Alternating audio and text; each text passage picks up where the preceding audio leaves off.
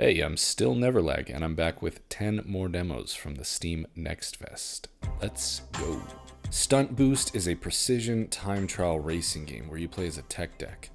It has killer 90s vibes, complete with the iconic playmat that somehow made it into every home during that time period, and feels like a cross between Tony Hawk, Hot Wheels, and Toy Story. The game consists of roughly 30-second levels where the only goal is to get to the finish line as fast as possible. Beyond having extremely responsive steering, there are other mechanics that offer a greater skill ceiling, such as being able to ollie or lean forward on the board, which will increase your speed when going downhill, decrease it when going uphill, and also help you drop back down to the ground quicker when in the air. My favorite level even featured a mechanic where you had to face the camera at these big googly eyes to open doors in front of you, which created this very satisfying flow of spinning the camera around while you were in the air and felt super stylish to pull off. Overall, this game feels excellent to control, the music is on point, the art style is ultra nostalgic for those of us of a certain age, and it looks like it's going to be the perfect pick up and play Steam Deck type of game coming later this year. Next, we have Duskfade, and this is the perfect example of why you should not write off a game early in development. I played the demo for this game about a year or two ago, and came away fairly negative. I didn't love it at the time, so much so that I didn't include it in my previous Steam Next Fest video. But I noticed it was back for this Next Fest, and thought, you know what, let's see what they've been working on. Let's give it another shot. And I'm glad that I did. The premise is basically what if Kingdom Hearts, but made in dreams and with Jim Hawkins instead of Sora, which sign me up for that. I love Treasure Planet. I love a lot of what this game is doing. And yes, something looking like it was made in dreams can sound insulting, but the art team seriously killed it here with the environments in this game. In just the demo alone, there were 5 to 7 visually unique locations with jaw-dropping skyboxes. As for other improvements I felt compared to the last time I played, the demo this time around gave a much clearer picture of the scope and setup of the game, showing not only the main hub town called Tick Town, but also the 4 MacGuffins that you would need to fetch at the 4 corners of the world, which I'm a sucker for. That's a tried and true video game concept right there. As for the voice acting and story, it very much seems to be going for a Disney approach, except for this line. Just one last touch, Grandpa. Whoops, not sure what happened there, but maybe we can workshop that phrasing just a little bit. The combat is good enough, and the platforming is good enough, though my biggest critique of the game remains the floatiness and general unresponsive feel of controlling the main character. Some of it feels intentional by design, but there is a split-second slowdown every time the character lands that drives me nuts, and I would be thrilled if they tightened up the controls before launch, though I think not, since it's been this way since I originally tried the game. Either way, it's clear that the team have come a long way, and this time around, to my surprise, I was fully pulled in and just kind of wanted to keep playing, so thankfully we don't have to wait too long, as Duskfade is scheduled to release on August 13th. Next up is The Core, an adventure platformer where you play as a sphere. You heard me right, and honestly, it works so much better than I would have expected. Your trusty little sphere gains consciousness as a seemingly sentient AI, and you roll around a bit to find that the only assistance you have is yet another AI named Landa. And in stark contrast to real life, I actually found the voice acting and conversations between these two AI to be quite charming. Probably because they were written by humans. Absolutely, I would be glad to answer your question. Do you know who I am? Well, I can see that you're obviously an autonomous core, manufactured by the North Star Corporation. Probably a Model 30 to 32-ish, maybe? And your label says SC2, or SC-2 if you like dashes. Does that help? SC2. SC2. That spells Skatu. That's it. My name is Skatu. When it comes to the gameplay, as I mentioned, the platforming is surprisingly intuitive and precise. You can roll faster, jump, and even lock yourself in place with the push of a button, which allows for much more precise platforming than you would typically expect from a game about rolling around. Beyond that, there are some light puzzle elements, like this situation where I needed to sleuth around to find the code to this here door, as well as some RPG elements that allow you to trade resources for upgrades to your sphere's movement and exploration abilities. Overall, I really didn't know what to expect from this game, but I can tell you that I came out of the demo surprised at just how polished it felt from a gameplay and presentation standpoint already. So, no release window yet for the core, but definitely one I'm going to keep tabs on. Next up, I have Echoweaver, which is a 2D Metroidvania roguelite hybrid that feels most similar to games like Ultros or maybe Deathloop, and its presentation maybe has a dash of Nine Souls. The reason I compare it to those games is that the core concept of Echoweaver is time. Time is a resource, you only have so much of it, and the roguelite nature is not just about getting more powerful, but about how you use your time. When time runs out, the world resets, and what's interesting though is the game gives you the ability to manually reset the world at any time, making it pretty clear that that's a core mechanic the game is built around. The coolest part of the demo, and the point where the game fully clicked for me and I realized, man, this could maybe be something special, is when I came to this door that was blocking my path of progression, and there was seemingly no way to open it. Just some text on a panel nearby that said that the door had been closed, and it was closed within 10 seconds.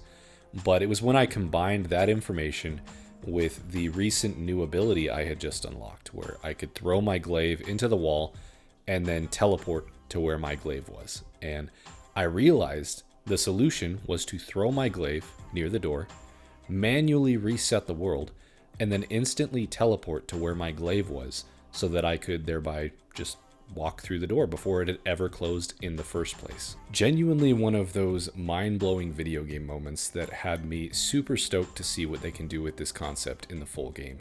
As for the rest, the movement is tight, the visual design of the world and color palette is cool in my opinion, and there's this weird robot cat, so win, win, win. The demo ended with this super intense chase sequence into a dope title card and brand new area. That is how you design a demo, y'all. Man. Echoweaver has no date or window yet, unfortunately.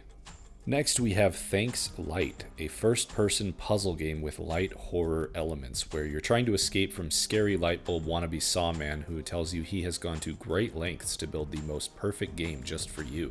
The main puzzle mechanic here is a flashlight that can turn 2D objects into 3D objects, and eventually vice versa. This leads to puzzles where you are playing with perspective and shapes early on, to essentially play the first game we all played in life, where you're matching the square peg to the square hole. The puzzles, though, were engaging and satisfying to solve.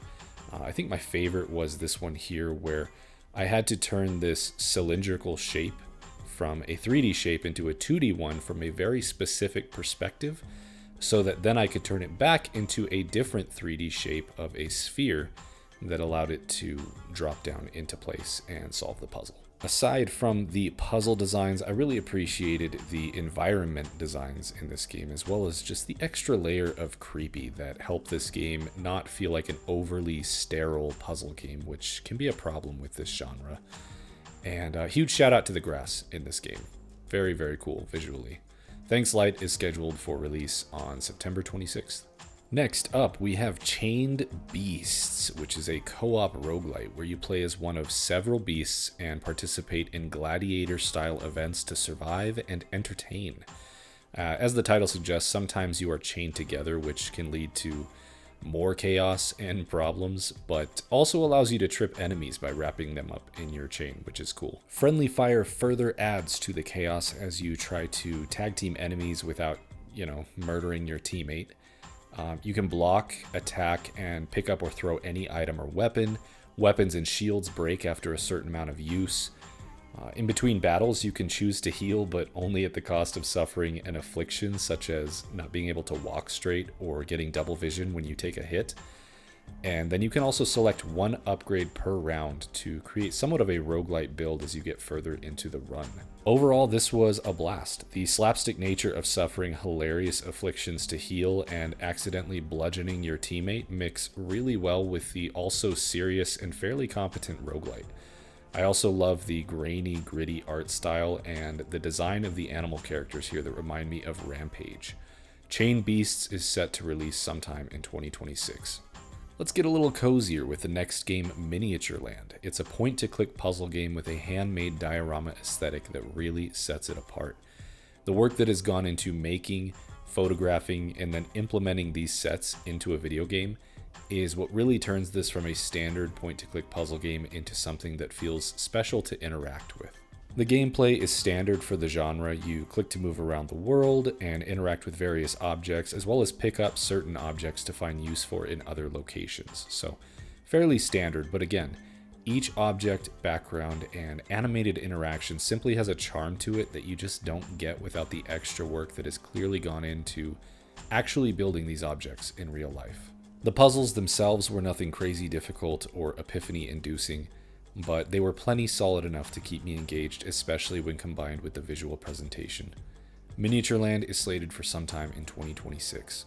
Next we have Rubinite, which is an isometric boss rush game similar to Titan Souls or Eldest Souls, but where those games are one-hit death games, Rubinite functions more like a traditional Souls game with a character health bar, the ability to heal, and select different upgrades and charms. There also seems to be a bit more story here, as well as a hub with characters to interact with, giving this game a little more to engage with outside of just the bosses. The standout, however, is of course the combat, which focuses on a unique mechanic where you study the enemy's weakness, similar in function to if you were to charge a ranged attack. Any damage taken while focusing will reset the buildup, and any perfect dodge while focusing will move you to the next stage of the charge. You can accumulate a total of 3 charges before spending them all to dash through the boss, dealing huge chunk damage.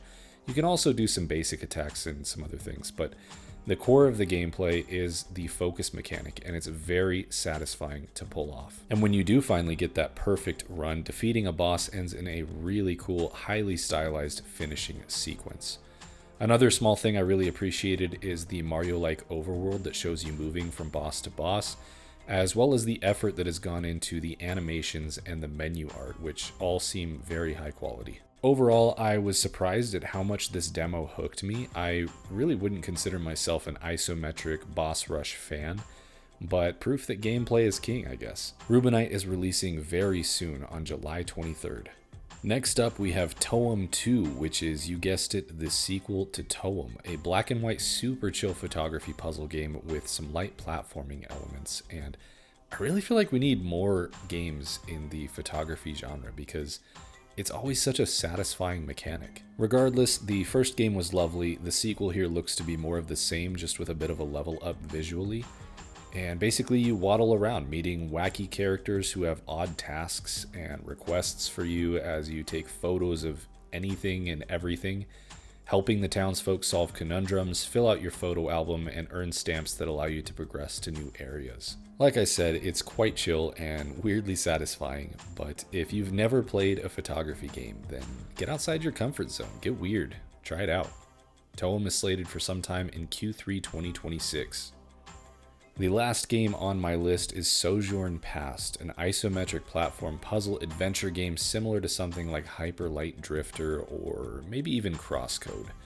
It visually reminds me of a lesser-known indie puzzle game called Taiji, which is awesome, and if you like The Witness, you should check it out, but I digress. Similar to Hyper Light Drifter, Sojourn uses iconography to communicate its concepts and puzzles instead of written language, but in contrast to Hyper Light Drifter, despite the simple art design, Sojourn has a visual clarity to the world that is very clean and easy to read, which I appreciate. One of the main puzzle and traversal concepts involves throwing your dagger and teleporting to its location, which is, again, a tried and true video game concept at this point. The combat, movement, and exploration of the world all feel well designed. The map is awesome, seriously, sexy map, which is big points in my book. And the music, I really like the music. It's very minimal and Breath of the Wild-esque, but it fits the world. And there you have it. That is a wrap for Steam Next Fest June 2026. The world is a mess, but at least games are good. And if you haven't already, check out my first demo video, as well as let me know if there were any games here that you found that you liked, or maybe even some other demos you tried that you enjoyed during Steam Next Fest. And otherwise, thanks for watching. I'll catch you in the next one.